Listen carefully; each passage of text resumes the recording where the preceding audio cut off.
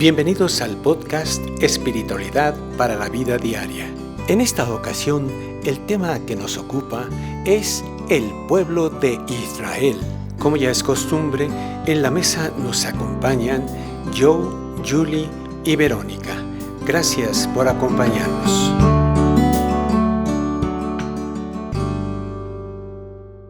Mucho hemos escuchado sobre el pueblo de Dios, también llamado o conocido como pueblo de Israel. ¿Es esto así? ¿El Padre tiene un pueblo? ¿O no somos todos sus hijos iguales? ¿No somos todos parte de un mismo pueblo? Joe, adelante. Gracias, buenos días a todos. Qué gusto que estemos disfrutando de esta oportunidad de estar nuevamente reunidos y con temas tan importantes. Bueno, en primer lugar hay que entender que el pueblo hebreo, el pueblo de Israel, es un concepto histórico, digamos, ¿no? Es un grupo humano que tiene un lugar en la historia y como cualquier otra civilización y país. Lo que sucede, y esto es en base a una obediencia, a un trato directo con Dios, por así decirlo, donde a través de diferentes manifestaciones, todas establecidas en la tradición judía y cristiana, pues se fue dando una relación especial y específica con el Creador. Y eso nos da como resultado el pueblo elegido por Dios, ¿no? Llamado así. Israel significa el fuerte de Dios, el fiel de Dios, ¿no? Semper fidelis, siempre fieles. Es un símbolo, evidentemente, ¿no? También, porque esa fidelidad al Creador existe en gente que se considera incluso atea, ¿no? Y puede ser de cualquier nacionalidad y de cualquier tiempo. Y lo mismo sucede con los 144,000. No necesariamente se refiere a 144,000 literalmente.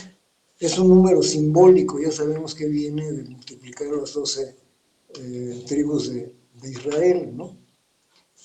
Por 12,000. Entonces el caso es de que, y es un grupo especial, específico también dentro de este pueblo también especial, específico. Pero esto no es un concepto histórico, sino un concepto localizado precisamente en lo que se llama ya los tiempos de confusión, la gran prueba, ¿no? La gran tribulación. Y estos son como cargos de estos que se han aceptado, estos espíritus encarnados y no, pero sobre todo encarnados porque él habla de precisamente están aquí para ayudar, para asistir, para auxiliar, para guiar, para enseñar, ¿no? Entonces eso es lo que hace este grupo especial en un momento muy, muy especial. Gracias. Gracias, Joe. Entonces, Julie, ¿quién es el pueblo de Dios o pueblo de Israel y dónde está? Esto es antes que nada, saludo a todos. De verdad es un privilegio y una bendición poder estar compartiendo con ustedes temas tan maravillosos y tan importantes, sobre todo en los momentos en que estamos viviendo. Creo que es necesario explicar dos cosas. Uno es el pueblo de Dios, el pueblo de Israel, o sea, ese pueblo de Dios, y dentro de ese pueblo de Dios están también los 144,000, pero al pueblo de Dios podemos pertenecer cualquiera de nosotros que decida seguir la ley divina, que decidamos vivir en espiritualidad, en amor, en compasión por nuestros hermanos. El pueblo de Israel, al que llamaban los profetas o los patriarcas de los primeros tiempos, el pueblo de Dios, es un símbolo de la familia universal, un pueblo formado por seres sabiamente escogidos para los designios divinos, al cual Dios ha tomado como instrumento desde el principio de nuestra venida a este mundo, como un pueblo especial para hacer llegar a la humanidad lo que es su ley, su palabra, su ejemplo, etcétera, etcétera. Pero en este pueblo de Israel, o sea, como decía el flaquito, como decía Joe hace un momentito, o sea, no es lo mismo el pueblo judío como lo conocemos a lo que es el pueblo de Israel. Hay una diferencia entre lo que es el pueblo judío y lo que es el pueblo de Israel. No es lo mismo. El pueblo judío es aquel que es por la carne, o sea, es un pueblo que nació bajo ese régimen, en ese pueblo, en ese lugar situado del planeta, etcétera, etcétera. Pero el pueblo de Dios es un pueblo espiritual, o sea, no es lo mismo que el material. Inclusive, por ejemplo, Pablo, él lo decía muy claro en una de sus cartas a los romanos, decía que no todos los que descienden de Israel son israelitas, ni por ser descendientes de Abraham son todos hijos, sino que en Isaac te será llamada descendencia. Esto es, no los que son hijos según la carne son los hijos de Dios, sino que los que son hijos según la promesa son contados como descendientes. O sea, dentro de ese pueblo judío, o sea, dentro de ese pueblo de Israel, están los israelitas por la carne y los israelitas por el espíritu. Y esos israelitas por el espíritu es un pueblo que ha estado presente en todas las etapas que ha vivido esta humanidad, en los 3 tiempos que ha vivido esta humanidad, y es un pueblo que desde el principio de su creación ha jurado una fidelidad y ha jurado un pacto con el Padre, y ese pacto es de seguirlo, es de seguir su ley, es de escuchar a la conciencia, es de lograr que todos sus hijos lleguemos en una manera o en un tiempo, aunque sean tiempos diferentes para cada quien, pero que todos lleguemos al lugar donde debemos llegar, que es al seno divino. Dentro de ese pueblo de Israel, mucha gente puede pensar que, bueno, que es un pueblo muy especial o un pueblo que tiene ciertas canonjías o que es un pueblo más amado que los demás por el Padre, y esto no tiene nada que ver. O sea, es un pueblo que ha sido escogido por la promesa, porque este pueblo ha prometido al Padre que va a trabajar en su obra, que va a luchar por sus hermanos, pero es un pueblo que precisamente por eso ha sido el pueblo más probado. O sea, dentro del pueblo de Israel, del Israel espiritual del que estamos hablando, o sea, ha habido de todo. O sea, es un pueblo que ha sido probado dentro de todo lo que ha sido la esclavitud, la luz, la tiniebla, el esplendor, la decadencia, los aciertos, los errores, dentro de lo espiritual, dentro de lo material. O sea, es un pueblo que ha sido probado de muchísimas maneras, precisamente para poder llamarse el pueblo de Dios, porque a través de esas pruebas que ha vivido, es como se ha fortalecido y es como realmente puede ser reconocido como el pueblo de Dios. Y aquí hay algo muy importante, o sea, tarde o temprano todos vamos a ser parte de ese pueblo. Todos en algún momento vamos a llegar a reconocer a Dios como Dios y a su ley como su ley, y todos la vamos a seguir. Pero en este momento no todos estamos en ese canal, ni todos estamos haciendo lo que tenemos que hacer. Entonces, ese pueblo es aquel del que el Padre ha dicho que todo aquel que me tenga por Dios, yo lo tendré por pueblo. O sea, en el momento en que cada uno de nosotros decida seguir la palabra del Padre, seguir su ley y amarlo a Él por encima de todo, entonces vamos a formar parte de ese pueblo, ¿no? Pero ahorita hay muchas personas que no han decidido, que no les gusta eso, o sea, que comprometerse en tener que luchar por los demás, en cambiar formas de vida, formas de pensar, en vivir a través del amor, de la ley. No, o sea, no es su momento. Entonces, bueno, algún día lo serán, pero en este momento ese pueblo de Israel, el verdadero, son aquellos que han decidido y han elegido el seguir la palabra del Padre y el vivir a través de esa enseñanza, pues lo que es su vida, ¿no? Entonces, esa es la diferencia. No es que el Padre nos haga diferentes o nos escoja especialmente, no. Para el Padre todos somos iguales, todos somos sus hijos.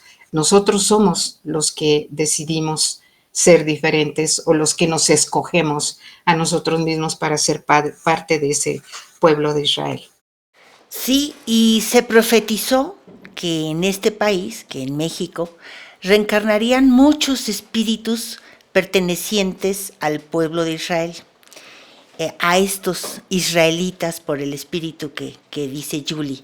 Entonces, me gustaría, Joe, que nos dieras tu análisis en cuanto a si es el pueblo de Israel lo mismo que los 144,000 sellados que se mencionan en el Apocalipsis. ¿Quiénes son o quiénes serían estos 144,000? Adelante, por favor. Bueno, pues ya creo que quedó muy claro, incluso lo que acaba de puntualizar Julie es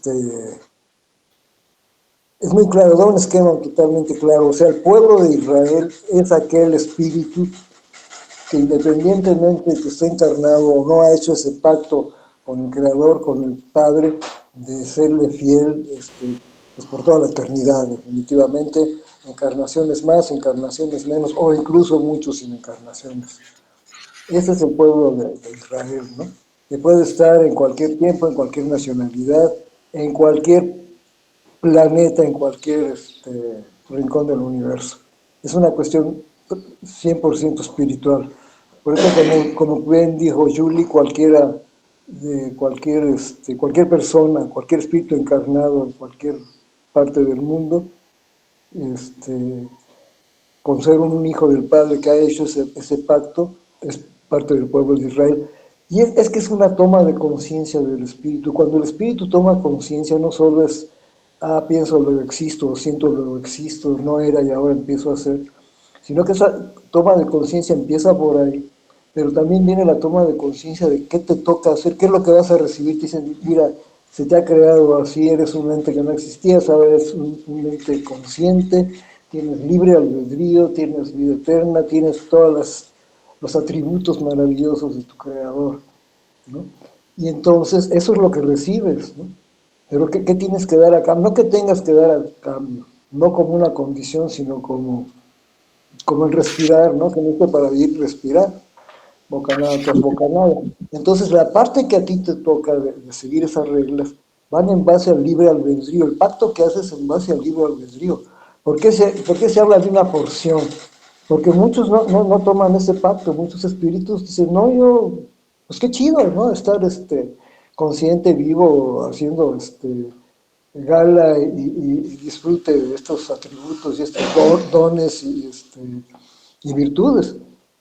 Pero no hay esa toma, esa toma de conciencia no llega hasta esa situación de agradecimiento profundo, de gratitud eterna, infinita, porque te da uno cuenta de lo que es haber sido creado. O sea, sencillamente si no nos hubiera creado Diosito, no estaríamos hablando. Nadie, nunca, jamás existiría nada. Entonces, eso nos da un punto de referencia de espejo, decir, bueno, yo recibo esto, ¿qué hago? Lo primero que uno debe hacer es prepararse para hacer un teoducto, o sea, porque no nace de nosotros el amor nace de Él, nos crea, nos nutre, nos sostiene, y pasa a través de nosotros y los damos, ¿no? Entonces, la medida, por eso el Padre no nos pide perfección, los que estamos evolucionando, sino limpidez. Es como limpiar esas tuberías, esas venas de amor, pues los va a transitar a pasar ese fluido maravilloso que es el amor, que es la esencia divina y es la nuestra misma, y se va y se convierte en actos maravillosos a nuestros semejantes, ¿no? Y nosotros, ¿qué es lo que recibimos? Pues es como esa tubería que queda empapada de por sí. Al hacer bien nuestro trabajo está más que recompensado. Pero esa es la toma de conciencia. Entonces lo hace uno no por obligación, no por sentirse que quiere quedar bien con Dios, sino porque es la parte natural. El amor llama al amor y se multiplica infinitamente, y el amor es uno y sus manifestaciones son también infinitas. Todo se basa en eso. Entonces, ese es el espíritu, por decirlo así, la intención de Israel. Entonces, y volvemos a lo mismo, los 144,000 simbólicamente marcados son esos espíritus que están presentes para estos eventos, que es el fin de un sexto y la entrada a otro, ¿no? Pues la gran tribulación, ahorita se estaba mencionando de lo que eso significa, ¿no? En muchos aspectos. Y es algo tan tremendo que tiene que como mencionábamos antes, ¿no? De grabar, de que va más allá de solo una guerra y solo, no es nada de lo que ha sucedido. El Padre nos lo ha dicho muchas veces en su comunicación de espíritu a espíritu, que si más de esos días, porque va a ser muy breve, pero dice que si esos días no fueran acortados, no sobreviviría nada, sencillamente, ¿no? Porque es que es impresionante, no entendemos y no entendemos, y todavía muchos van a decir que es castigo del Divino Maestro, ¿no? Perdón, de nuestro Creador. Es que pensé en el Divino Maestro porque tampoco se le hizo caso, ¿no? Tampoco se tomó en cuenta, como no se tomaron en cuenta a los profetas, como no se han tomado en cuenta pues ninguna de las advertencias, y seguimos viviendo en el egoísmo. No pasamos del primer sello de Caín y Abel, de veras. Ha habido guerras, ha habido civilizaciones tras civilizaciones, y pues si somos los mismos, de veras que no entendemos. Tiene que llegar esta prueba tan, pero tan profunda y poderosa, que tiene que cambiar todo.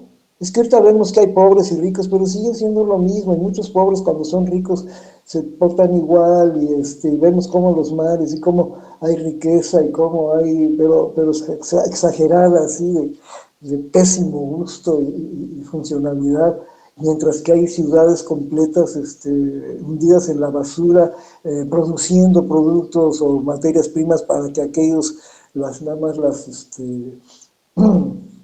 retomen y se conviertan en cosas nomás que son prebasura, definitivamente, ¿no?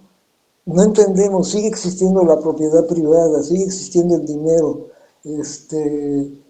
No, no podemos seguir así, definitivamente. Entonces sí es un cambio que va a sembrar este planeta, pero como jamás ha sido, ¿no? Entonces es muy, muy delicado el papel de aquellos que han hecho el pacto, tanto como israelitas como en este escuadrón de emergencia, por así decirlo, que vendrían a ser los simbólicos 144,000. Gracias, Joe. Y así también el Padre nos ha anunciado que vendrían a México grandes caravanas de extranjeros y de todas las edades, ¿no? Desde pordioseros hasta reyes. Y me gustaría, Julie, que nos dijeras cuál debe ser nuestra postura hacia estos migrantes. Si debemos recibirlos, porque hay mucha gente que se queja de ellos y teme por su seguridad y sus empleos. Y de ser así, si debemos recibirlos, ¿cómo debemos recibirlos? Adelante, querida Julie. Bueno, aquí entra también parte de la responsabilidad. O sea, yo quisiera que analizáramos o que habláramos de esta profecía que se ha repetido una y otra vez, que es de esas grandes caravanas que van a llegar a México pidiendo refugio, pidiendo ayuda, asilo, desde el punto de vista precisamente de lo que es la misión de Israel dentro de todo esto, ¿no? O sea, nosotros tenemos que verlo desde ese punto de vista, ¿no? Desde el punto de vista de la humanidad común y corriente que pues siente que está amenazada su patrimonio o su seguridad o su trabajo, etcétera, etcétera. O sea, el Padre nos ha dicho que nosotros debemos de ser refugio para todos, sin importar lo que haya hecho, sin importar de dónde viene, sin importar su forma de pensar, lo que cree o no cree, etcétera, etcétera, etcétera. O sea, nosotros debemos de ver a todos simple y sencillamente como nuestros hermanos, como lo que son. O sea, sin estar juzgando cuál es o no la razón por la que han venido. Pero yo sí quiero enfatizar un poquito y hablar un poco sobre esto que está sucediendo en México y que va a seguir sucediendo, de la llegada de esas grandes caravanas, porque es una misión que tiene el pueblo mexicano. Hay mucha gente que quizás no sepa mucho de la historia de México, pero contestando tu pregunta, sí me gustaría muchísimo que la gente comprendiera que México siempre ha sido un país de puertas abiertas, o sea, es parte de su misión. Incluso para aquellos que no lo han escuchado, en la misma Constitución mexicana hay un artículo, que es el artículo 11, en donde dice que toda persona tiene derecho para entrar en la República, salir de ella, viajar por su territorio y mudar de residencia sin necesidad de carta de seguridad, pasaporte o salvoconducto u otros requisitos semejantes. O sea, esto está dentro de nuestra Constitución mexicana. Y México siempre se ha distinguido por ser un país que abre sus puertas para ayudar al que lo necesita. Hay, por ejemplo, en la historia eh, eh, pruebas de que entre los siglos XIII y XIV, por ejemplo, en México ya habían migrantes que habían venido de civilizaciones andinas, por ejemplo, que habían escapado del colapso del imperio guaraní. Esto estamos hablando del siglo XIII y XIV. En el siglo en el siglo XVI al XIX, pues la conquista española y posteriormente la colonia trajeron también a México una gran migración de españoles y otros europeos. Después, en el siglo XIX, tras la independencia de México, también se promulgó y se promovió en México la migración extranjera en el país. Y en los primeros años del siglo XX, se observó un aumento muy importante de la inmigración de europeos, de asiáticos, muchos chinos, japoneses llegaron a México, personas de muchas partes de Latinoamérica. Yo, por ejemplo, en mi caso personal, sé que la migración en México ha sido una bendición porque sí no podemos negar que de repente pueden llegar algunos migrantes que no tienen muy buenas intenciones o que su intención no es trabajar y ayudar a hacer más grande el lugar que les abre las puertas, pero en su mayoría sí es así. Y a nosotros no nos toca juzgar eso le corresponde al Padre. A nosotros lo que nos corresponde es abrir los brazos para aquellos que necesitan la ayuda.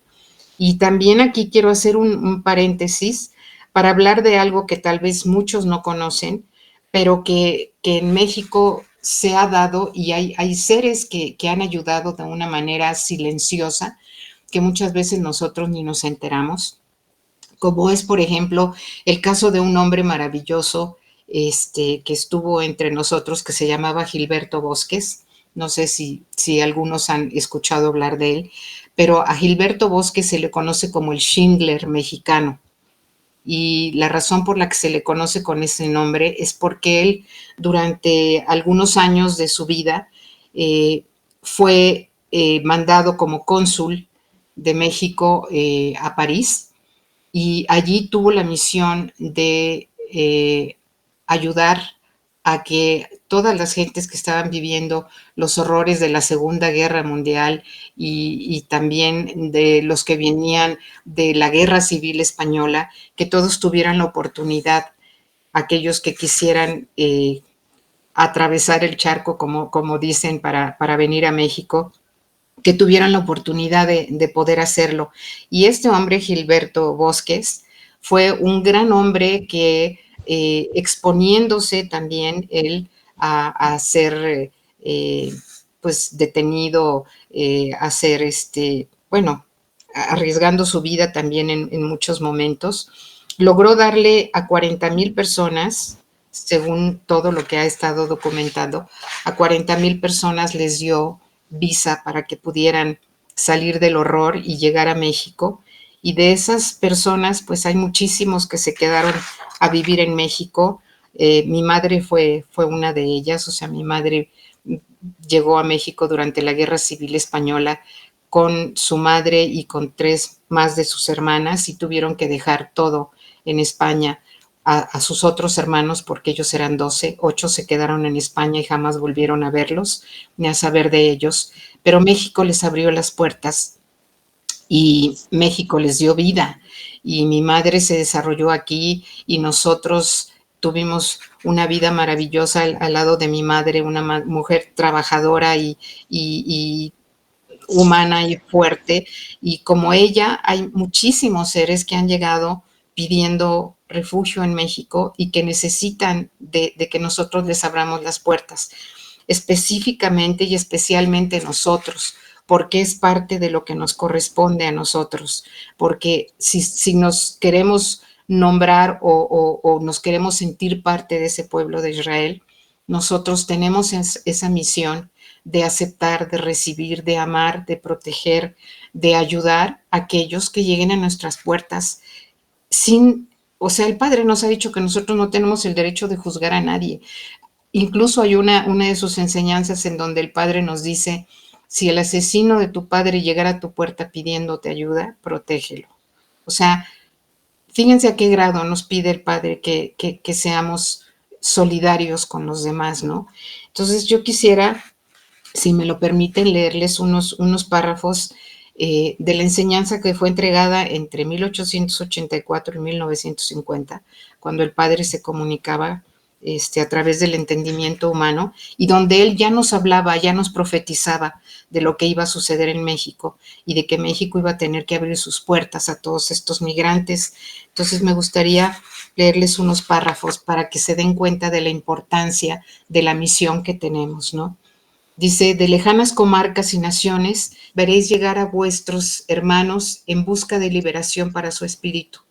De aquella antigua Palestina llegarán también en multitudes, como cuando cruzaron el desierto las tribus de Israel. Os he anunciado que a este suelo vendrán caravanas de gentes de países extranjeros en busca de paz para su corazón y de luz para su espíritu. Encontrarán a los discípulos de esta doctrina, a quienes interrogarán, les pedirán testimonio de lo que oyeron y los pondrán a prueba para confirmar la verdad de esta palabra. De cierto os digo que en esas caravanas vendrán desde pordioseros hasta reyes. Los que encuentren hospitalidad y amor en vosotros elevarán al infinito un himno de gratitud. Esta nación estará dispuesta y ataviada para recibir a las multitudes que buscando sustento y paz se acerquen a ella. Vosotros, preparaos, limpiad vuestro hogar y aderezad el mejor manjar para que sentéis a vuestra mesa al forastero. Cuidad que vuestras obras no borren el camino que puede conduciros hasta la meta ansiada, que es mi reino. Sean el amor, la buena voluntad, la fraternidad y las albricias con las que recibáis a vuestros hermanos. Que no haya antipatía o rencor hacia ningún hermano de otra raza o pueblo. Amad y perdonad, y con esto encenderéis en su corazón la esperanza de mi perdón divino. Esas caravanas, en apariencia, vendrán buscando el pan del cuerpo y la paz para el corazón. Mas yo sé que será su espíritu el que venga en pos del cumplimiento de mi promesa, la cual está guardada en el fondo de cada espíritu. A nadie miréis como extranjero en este camino.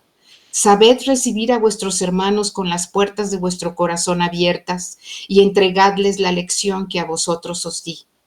Quiero que vosotros, en aquellos instantes de sufrimiento para la humanidad, os levantéis como luz, como sabio consejo, como barquilla de salvación, como faro, como pastor, que seáis la luz en la mitad de la noche en el océano, para que el náufrago pueda encontrar puerto seguro.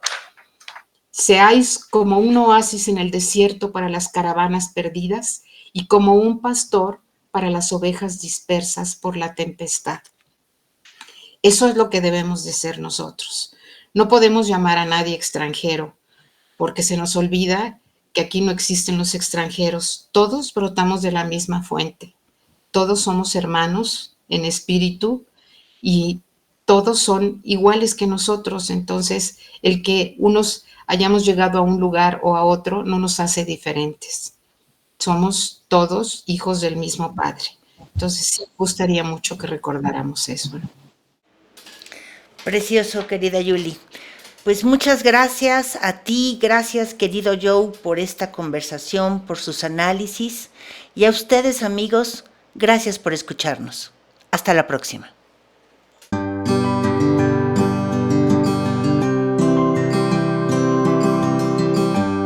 Pueden descargar los libros de las enseñanzas divinas en el sitio web www.144mil.net, así como seguirnos en nuestras redes sociales, en Instagram, Facebook y TikTok, El Tercer Testamento, y en X, El Pequeño Labriego.